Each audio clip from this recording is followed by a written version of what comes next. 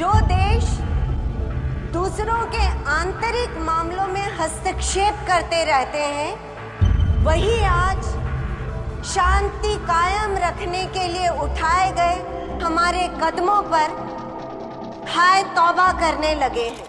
दोस्तों, इससे पहले कि हम ये जानें कि 1971 के जंग में रसिया कैसे इंडिया के लिए पूरी दुनिया से लड़ने को तैयार हो जाता है, एक सवाल पूछता हूँ। यदि आज इंडिया को किसी युद्ध में रसिया की जरूरत पड़ी तो क्या रसिया इंडिया की हेल्प के लिए आएगा या नहीं? इस पर आपकी क्या राय है, कमेंट में जरूर बताएं। 3 दिसंबर 1971 की शाम को पाकिस्तान ऑपरेशन चंगेज खान लॉन्च करता है, जिसके बाद पाकिस्तानी एयरफोर्स इंडिया में घुस के एक के बाद एक कई इंडियन एयरबेस पर बमबरसानी शुरू करती है। पाकिस्तान ऐसा दुस्साहस भरा कदम इसलिए उठाता है क्योंकि उस वक्त पाकिस्तान के सपोर्ट में चाइना, अमेरिका और उसके एलाइज देश शामिल थे। पर इस वॉर में पाकिस्तान का जो होता है वो तो बात की बात है, लेकिन इस वॉर के कारण अमेरिका सहित पूरी दुनिया नए भारत की शक्ति से रूबरू होती है। भारत शांति का पक्षधर है,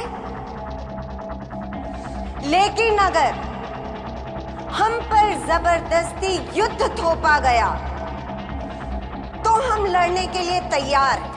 ये वो दौर था जब भारत के ईस्ट और वेस्ट दोनों ओर पाकिस्तान हुआ करता था। एक को हम ईस्ट पाकिस्तान यानी आज का बांग्लादेश और दूसरे को हम वेस्ट पाकिस्तान यानी इमरान खान वाला पाकिस्तान के नाम से जानते थे।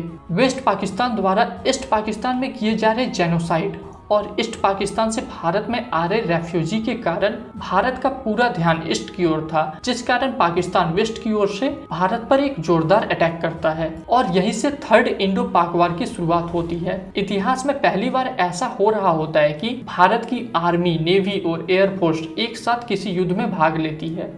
इस युद्ध में भारत का दबदबा देख अमेरिका सबसे पहले तो यूएन में इंडिया के अगेंस्ट प्रस्ताव लाता है, लेकिन इसे रसिया द्वारा वीटो कर दिया जाता है। इसके बाद अमेरिका चाइना को भारत पर अटैक करने के लिए बोलता है, पर यहाँ भी यूएसए को कुछ खास नहीं मिल पाता।